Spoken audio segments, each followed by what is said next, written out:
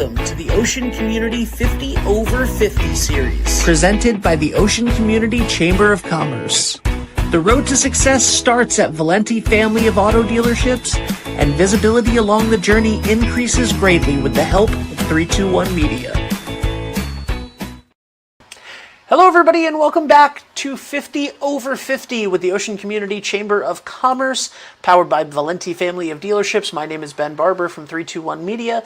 I'm not actually using this microphone, I just didn't have anywhere else to put it. And thank you guys so much for being here. I'm really excited because once again on this show, I am talking to somebody that I've never met before they walked into my office 5 minutes ago.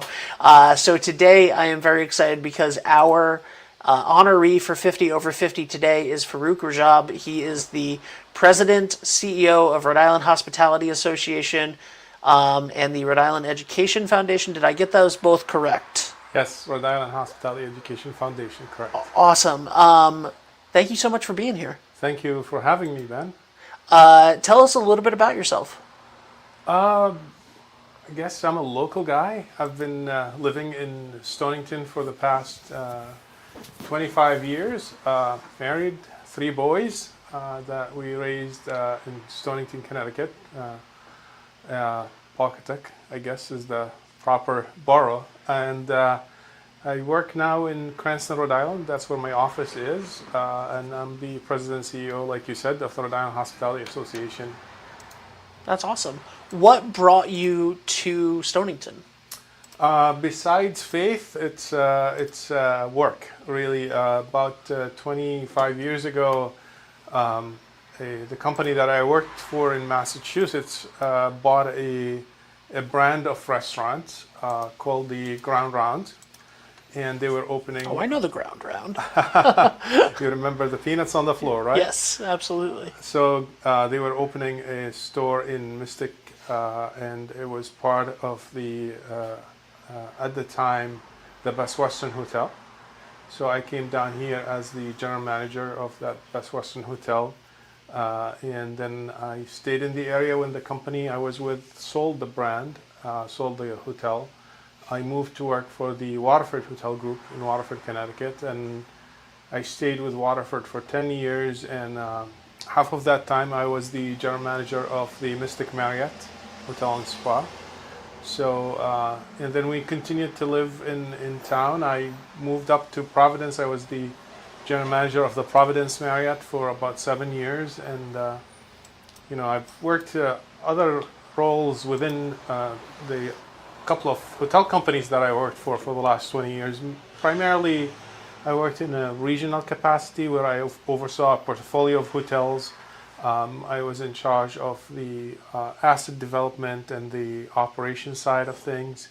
And then for the last 13 months, I took on a role as in the association world, which is related to what I did, which is hospitality. But I took on a role as the president and CEO of the trade association for hotels and restaurants in Rhode Island. And I guess that's the brief of my, kind of like background of why. You asked my why. Yeah. Moved to the area, but I gave you a longer story.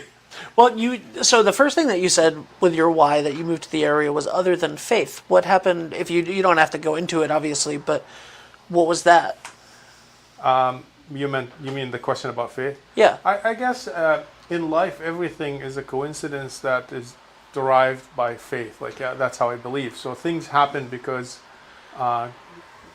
God wills them and we work towards them. So yes. It's a two things. Okay, so you're saying that it was like sort of, it just feels like divine intervention that you ended up there. That's Love it. How I believe it, yeah. Love it. Well, we're happy that you're here. Thank you. So what got you interested in hospitality, restaurants, all of that stuff? Like what got you interested in that to begin with?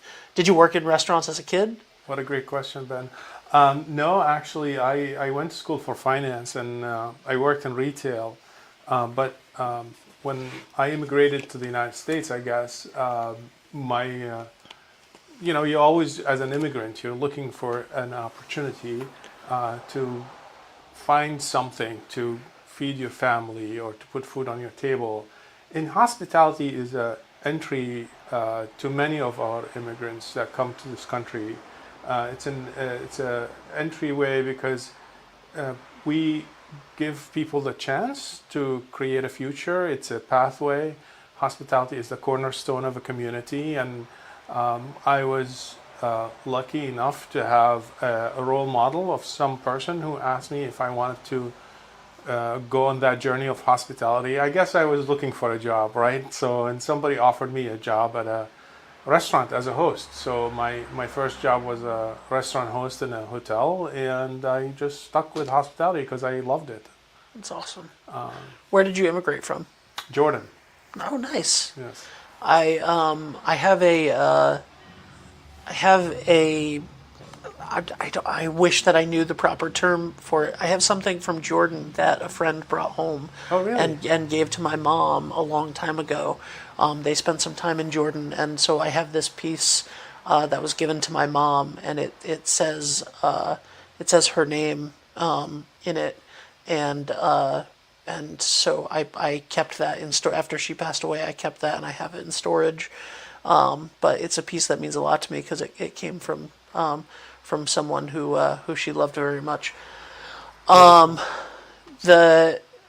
So where what do you do day to day? Like, explain what Rhode Island Hospitality Association does day to day. Not necessarily what you do, but explain the organization a little bit for those who might not be familiar with it. Sure. Rhode Island Hospitality Association is a trade association for the hospitality sector. So we represent hotels, restaurants, golf clubs, catering companies. The list is long, but anything related to the hospitality, including allied members that provide services to our industry. Chambers of Commerce are members of our association. So we do what I call the three pillars, right? We do advocacy, which is we advocate on behalf of the industry on the federal level, state level, and the municipal level. We do education in the industry. That's why I kind of shared with you earlier that we have an education foundation, which is our 501c3. And what we do is we participate in supporting the career tech education in high schools. So we support 17 Rhode Island high schools that choose to use the curriculum that we help them with or we provide them with. It's called the ProStart program, and we also support some of those high schools in front of the house management training, as well as a hotel component, a hotel management training component. So we provide education beyond that, the pathway to hospitality career with our partnership with the K through 12. We also partner with community colleges like CCRI or higher ed of 4-year degree like Johnson & Wales University and Salve Regina and Roger Williams. But we try also to do the incumbent worker training. So we do a lot of work with workers that are in the industry, serve safe management, alcohol training, serving food or serving alcohol must have a component of safety, and we provide that training for the incumbent workers. And we do networking, we do events similar to the chamber events. We have our own events. We have a golf tournament October 6th. We also have It's my birthday. I'll go. Yeah, I'll participate. I'll participate in a golf tournament. Where's it at? I'll do it. Quodnasset Country Club. Oh, okay. I love Quodnasset. It's my senior prom was there 20 years ago. Really? Yeah. It's a great spot. And we have a great event coming up in January called the Anchors, which we celebrate the best of the best in hospitality, restaurants, and hotels. And we have an open nomination, open voting for the public for that event. So I look forward to that event because it's near and dear to my heart. That's fantastic. What has been the most rewarding part of your job? Really the people that we connect with every day and we support and help. That's really rewarding. I really truly enjoy seeing restaurateurs succeed and have have, some of them carry legacy, family legacy of, that family Sure, started the yeah. business many years ago. Some of them get into it because they're passionate about it and they love it. And to try to help them to be successful. A restaurant business is very small, tight margin, so it's I was really, just gonna say, yeah. really hard to be successful in that business. So Yep. we're really glad that we can be a part of that journey. I love hotels because that's what I did for 30 years. So I also very involved in that side of the business, and seeing hoteliers, sometimes struggle with providing housing for their associates. Sometimes it's putting their brand and marketing their hotels out there. Sometimes it's participating in a greater events like the World Cup and help them prepare for that and get ready to host the world here in America and celebrate America 250th birthday. It's gonna be a big deal. It's a big deal, right? So Yeah. when you're participating in this whole thing called hospitality, and it's funny because everybody wants to talk about hospitality and everybody wants to be part of it. So we're kind of like everywhere with everybody. That's awesome. That's really great. What did it mean to you to get the 50 over 50 for the Ocean Community Chamber where you live? Yeah, that really means a lot. I appreciate the recognition from the Ocean Community Chamber of Commerce. It's very rewarding to be part of the community, my community. My work is one thing. In my commitment to where I live is a completely another thing. They're intertwined on many levels. But I also participate in the community where I live. I serve on the Board of Education in Stonington. I served in the past on the board of the Stonington Community Center for 10 years. I've served on the board of the Mystic Chamber of Commerce. So being part of that community and for the Ocean Community Chamber of Commerce to just recognize me is a great honor, and just I'm glad and I'm very grateful for the recognition. What do you like to do in your spare time? People say they golf. I don't golf. I try to do volunteer stuff.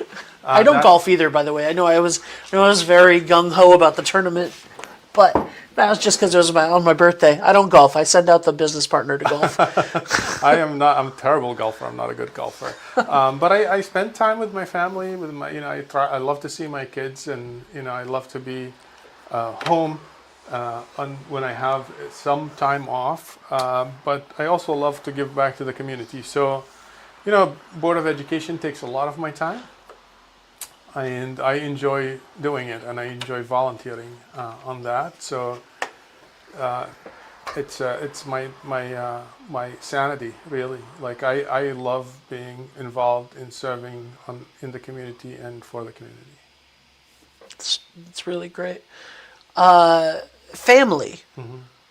Tell me about your family a little bit. Whatever you want to share. You don't have to. Yeah. No, we all have things that we're proud of, and I'm proud of the family.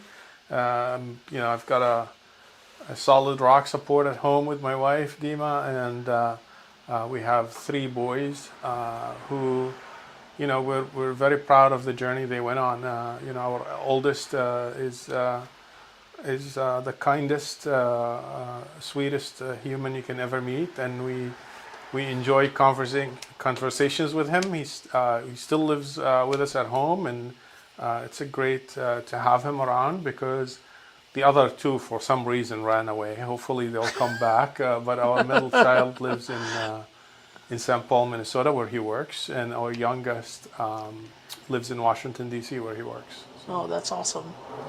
And those are 2 great places to go visit them too, which is nice. They are, and my work actually takes me a lot to Washington, so I lucky him. He gets to see a lot of me.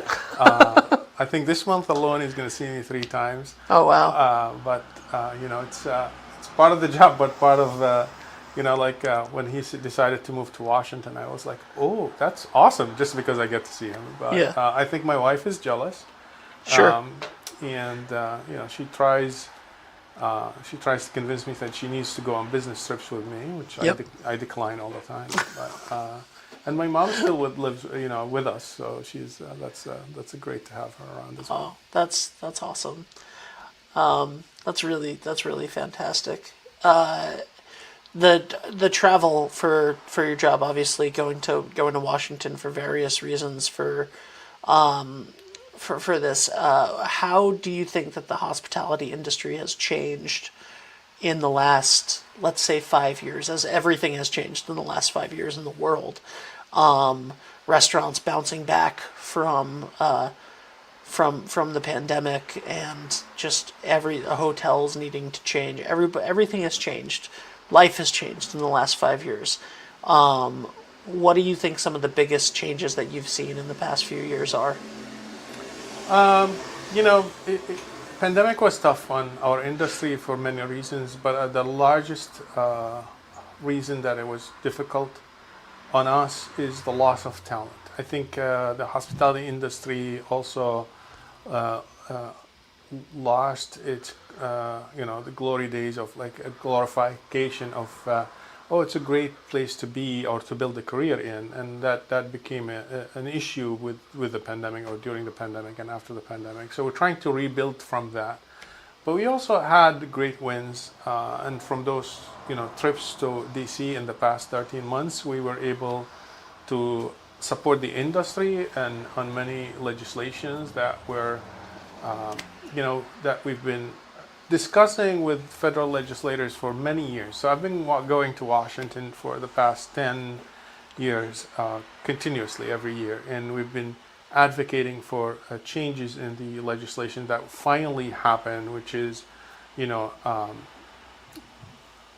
capital deductibility, or if it's the small business deductibility on your taxes. But also one of the largest wins that everybody wants to take credit for today is no tax on tips for our associates. This has been a conversation that we've had for many years. Everybody wanted to run on it in terms of presidential campaigns, but finally got to the finish line. There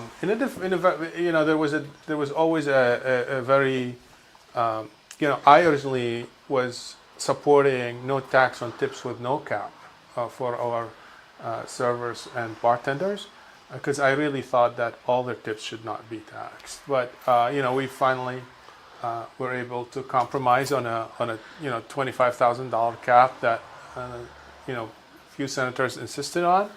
But that's still a win. I think it's a win that will also help make sure that our associates are supported and celebrated for what they do and recognized for what they do.